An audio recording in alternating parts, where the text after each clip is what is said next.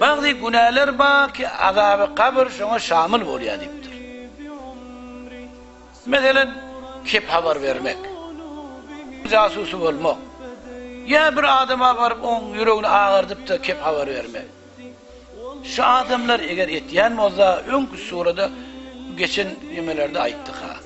Yani bir adam casusu etiyen olsa, haberçini etiyen olsa, onun arasında giriyen olsa, şun ahirine zanimun diye getiriyor, zanimun. Yani ihtimali kavi var ki şun anırdı, zinadan dören olmalı. Biz hiç vakit var ahir, şunu iş etmeli değil ha. Şunu yaş oğullara da aytmalı, gidip haberçini edip de, öde onun aleyhine, dinin, mezhebin aleyhine şişler etmelidir. Onun için bir adam haberçini etiyen olsa, onu kabir azap katı tutar deyiptir. Şiddet bilen onu tutar deyiptir.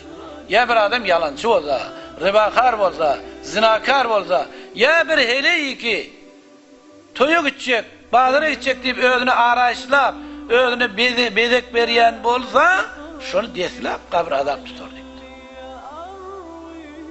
Öz eğerine, şoförüm arayış etmeyeni, hev avlandırman özünü şoförüm edip de bazıra gidenine, ya mesela toya çıkanına şoförüm özünü bezek veriyen ayal olsa, kabir azabı teyyar olsun.